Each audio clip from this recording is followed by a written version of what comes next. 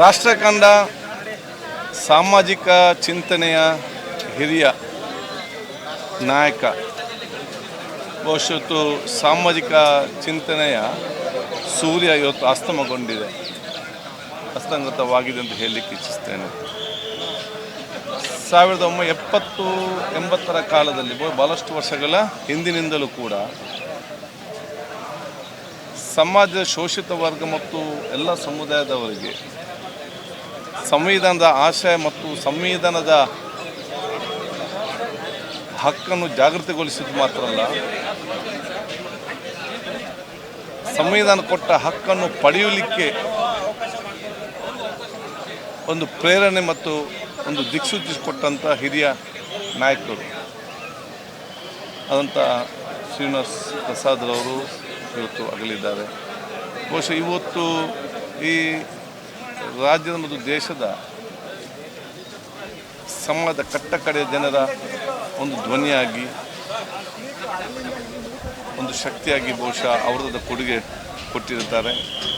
ಬಹುಶಃ ಇವತ್ತು ಎಲ್ಲ ರಾಜಕಾರಣಿಗಳಿಗೆ ಮತ್ತು ಜನಪ್ರತಿನಿಧಿಗಳಿಗೆ ಸಂವಿಧಾನ ಆಶಯಕ್ಕೆ ಅನುಗುಣವಾಗಿ ಸಮಾಜದ ಸರ್ವರಿಗೂ ಕೂಡ ಹಿತವನ್ನು ಕಾಪಾಡಿಕೊಂಡು ಶೋಷಿತ ವರ್ಗ ಮತ್ತು ಶಕ್ತಿ ಇಲ್ಲದವರಿಗೆ ಶಕ್ತಿಯಾಗಿ, ಧ್ವನಿ ಇಲ್ಲದವರಿಗೆ ಧ್ವನಿಯಾಗಿ ಹೇಗೆ ಒಬ್ಬ ನಾಯಕನಾಗಿ ಹೊರಹೊಮ್ಮಬಹುದು ಅಂತ ಹೇಳಿ ತಮ್ಮ ದೀರ್ಘವಾದ ರಾಜಕೀಯದ ಜೀವನದಲ್ಲಿ ಶ್ರೀನಿವಾಸ್ ಪ್ರಸಾದ್ ಅವರು ಯುವ ರಾಜಕಾರಣಿಗಳಿಗೆ ದೊಡ್ಡ ಮಟ್ಟದ ಸಂದೇಶ ಮಾಡಿಕೊಂಡು ಅವರೊಂದು ಪ್ರೇರಣೆ ಮತ್ತು ಒಂದು ಅವರ ವ್ಯಕ್ತಿತ್ವವೇ ನಮಗೆ ದೊಡ್ಡ ಮಟ್ಟದ ಪಾಠ ಅಂತ ಹೇಳಲಿಕ್ಕೆ ನಾನು ಬಯಸುವಂಥದ್ದು. ಅಂಥ ದೊಡ್ಡ ಮಟ್ಟದ ವ್ಯಕ್ತಿತ್ವ ನಮ್ಮ ಮುಂದೆ ಇನ್ನು ಇಲ್ಲದಿರುವುದು ಬಹುಶಃ ನಮಗೆ ಅತ್ಯಂತ ದೊಡ್ಡ ನಷ್ಟ, ಸಮಾಜಕ್ಕೆ ದೊಡ್ಡ ನಷ್ಟ. ಅವರಿಲ್ಲದಿದ್ದರೂ ಕೂಡ ಅವರ ವ್ಯಕ್ತಿತ್ವ ಮತ್ತು ಅವರ ಪ್ರೇರಣೆಯ ಆ ಒಂದು ರಾಜಕೀಯ ಜೀವನ ಎಲ್ಲ ಯುವಜನಗೊಂದು ಮಾದರಿ ಆಗಬೇಕು. ಅವರ ಚಿಂತನೆ ಮತ್ತು ಆ ರಾಜಕೀಯವಾದ ಅವರ ಹೋರಾಟ ಮತ್ತು ಆ ಸಂವಿಧಾನ ಹಕ್ಕನ್ನು ಪಡ್ಕೊಳ್ಳಿಕ್ಕೆ ಮತ್ತು ಪಡೆದಂಥ ಹಲವಾರು ಆ ಘಟನೆಗೆ ಏನಿದೆ ಅದು ಬಹುಶಃ ಮುಂದಿನ ಸಮಾಜಕ್ಕೆ ತಿಳಿಸುವಂಥ ಕೆಲಸ ನಮ್ಮೆಲ್ಲಿಂದ ಆಗಲೇಬೇಕು. ಅವರ ಆತ್ಮಕ್ಕೆ ಇವತ್ತು ಶಾಂತಿ ಸಿಗಲಿ, ಅವರ ಕುಟುಂಬ ವರ್ಗದವರಿಗೆ, ಅಭಿಮಾನಿಗಳಿಗೆ ಅವರ ಅಗಲಿಕೆ ದುಃಖ ಅಂತ ಹೇಳುವಂಥ ಶಕ್ತಿ ಆ ಪರಮಾತ್ಮ ಕೊಡಲಿ ಅಂತ ನಮಸ್ಕಾರ.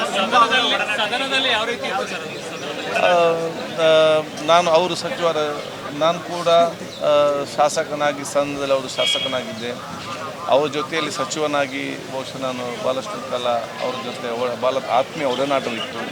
ಎಲ್ಲ ಸಂದರ್ಭದಲ್ಲಿ ಕೂಡ ಸಾಮಾಜಿಕ ಚಿಂತನೆ ಮತ್ತು ಅಷ್ಟೇ ಗೌರವಪೂರ್ವಕವಾಗಿ ಅವರ ಮಾತುಗಳು ಮತ್ತು ಅವರ ಚಿಂತನೆ ಇತ್ತು. ಹಲವಾರು ಕೆಲಸ ಕಾರ್ಯಗಳು ಒಬ್ಬ ಸಚಿವನಾಗಿ ಈಗಿನ ಕಾಲಘಟ್ಟದ ಒಂದು ಸಂದರ್ಭದಲ್ಲಿ ಯಾವ ರೀತಿ ಒಬ್ಬ ಸಚಿವರು ಸಮಾಜದ ಎಲ್ಲ ವರ್ಗದವರಿಗೆ ನ್ಯಾಯ ಕೊಡ್ಬೋದು ಅಂಥೇಳಿ ಅವರ ಹಲವಾರು ತೀರ್ಮಾನಗಳು ಮತ್ತು ಅವರು ತಗೊಂಡಂಥ ಆ ಒಂದು ತಗೊಂಡಂಥ ತೀರ್ಮಾನ ನಮಗೆ ಮಾರ್ಗದರ್ಶನ ಆಗಿದೆ. ನಾನು ಬಹುಶಃ ಹಲವು ನಾನು ನೆನಪಿಸ್ಕೊಳ್ತೇನೆ. ಕೆಲವು ನಾನು ಕೂಡ ಭಾಳಷ್ಟು ಕಲಿತದ್ದಿದೆ.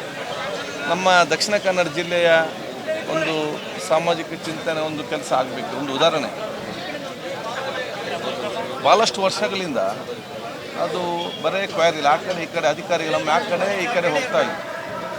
ಸೊ ನನ್ನ ಹತ್ರ ಹಿರಿಯರು ಬಂದು ನನ್ನ ಹತ್ರ ಈ ಒಂದು ರೀತಿ ಫೈಲ್ ಭಾಳ ಪೆಂಡಿಂಗ್ ಆಗಿದೆ ಅಂತ ಹೇಳಿದಾಗ ರೆವಿನ್ಯೂ ಸಚಿವ ಶ್ರೀನಿವಾಸ್ ಪ್ರಸಾದ್ ಅವ್ರ ನಾನು ಹೇಳಿದ್ದೆ. ನನ್ನನ್ನು ಕಚೇರಿ ಕರೆಸಿ ಚರ್ಚಿಸಿ ಅವರ ಅಧಿಕಾರಿನ ಕರೆಸಿದ್ರು. ಫೈಲ್ ನೋಡಿ ಹೇಳಿದ್ರು, ಏನಿದೆ ಪೆಂಡಿಂಗ್ ಯಾಕೆ ಆಗಿದೆ ಸಮಯ ಅಂತ. ಅಲ್ಲ, ನಮ್ಮ ಸೆಕ್ರೆಟರಿ ಲೆವೆಲಲ್ಲಿ ಇದಕ್ಕೆ ಕೆಲವೊಂದು ಕ್ವಶನ್ ಕೇಳಿದ್ದಾರೆ, ಇದು ಆಗುವುದಿಲ್ಲ ಅಂತ ಹೇಳಿದ್ದಾರೆ ಅಂತ. ಆವಾಗ ಸಚಿವರು ಕೇಳಿದರು ಶ್ರೀನಿವಾಸ್ ಪ್ರಸಾದ್ರವರು, DC ಅವರು ಜಿಲ್ಲಾಧಿಕಾರಿ ಏನು ಬರೆದಿದ್ದಾರೆ, ಜಿಲ್ಲಾಧಿಕಾರಿ ಅದು ಅನುಮೋದನೆ ಮಾಡ್ಬೋದು ಅಂತ ಹೇಳಿ ರೆಕಮೆಂಡ್ ಮಾಡಿದ್ದಾರೆ ಅಂತ ಹೇಳಿದಾಗ ಒಂದೇ ಮಾತು ಹೇಳಿದರು, ಜಿಲ್ಲಾಧಿಕಾರಿಯ ಸೂಚನೆ ಮತ್ತು ವರದಿ ಮೇಲೆಗೆ ಇದನ್ನು ಅನುಮೋದನೆ ಮಾಡಿದಂತೇಳಿ ತಕ್ಷಣ ಎಷ್ಟೋ ವರ್ಷದ ಪೆಂಡಿಂಗ್ ಫೈಲನ್ನು ಕ್ಲಿಯರ್ ಮಾಡಿ ಆ ಒಂದು ಅಲ್ಲಿರುವಂಥ ಆ ಸಮಸ್ಯೆದವರಿಗೆ ಪರಿಹಾರ ಕಂಡಿದ್ದಾರೆ. ಅದೊಂದು ಉದಾಹರಣೆ, ನಮ್ಗೆ ಕೂಡ ಒಂದು ಪಾಠ. ಸಚಿವರು ಯಾವ ರೀತಿ ಅಧಿಕಾರಿಗಳು ಬೇರೆ ಬೇರೆ ಅಭಿಪ್ರಾಯ ವ್ಯಕ್ತಪಡಿಸಿದಾಗ ಜನರ ಪರವಾಗಿ ಸಚಿವರಿಗೆ ತೀರ್ಮಾನ ಮಾಡಬಹುದು ಅಂತೇಳಿ ಕೊಟ್ಟಂಥ ಉದಾಹರಣೆ ನನ್ನ ಕಣ್ಣ ಮುಂದೆ ಈಗಲೂ ಇದೆ. ಅದು ನಮ್ಮಂಥ ಒಂದು ಪಾಠ ಕೂಡ ಆಗಿದೆ. ಇಂಥ ಹಲವಾರು ವಿಚಾರಗಳು ಇರ್ಬೋದು. ಇದನ್ನೆಲ್ಲ ಕೂಡ ನಾವು ಬಹುಶಃ ನೆನಪಿಟ್ಟುಕೊಂಡು ಅದನ್ನು ಜೀವಂತವಾಗಿರುವಂಥ ಕೆಲಸ ಮಾಡಿಕೊಂಡು ಭವಿಷ್ಯದ ಪೀಳಿಗೆಗೆ ಅದನ್ನು ತಿಳಿಸುವಂಥ ಅಗತ್ಯತೆ ನಮಗೆಲ್ಲರಿಗೂ ಕೂಡ ಇದೆ ಅಂತ ಹೇಳಲಿಕ್ಕೆ ಬಯಸ್ತೇನೆ.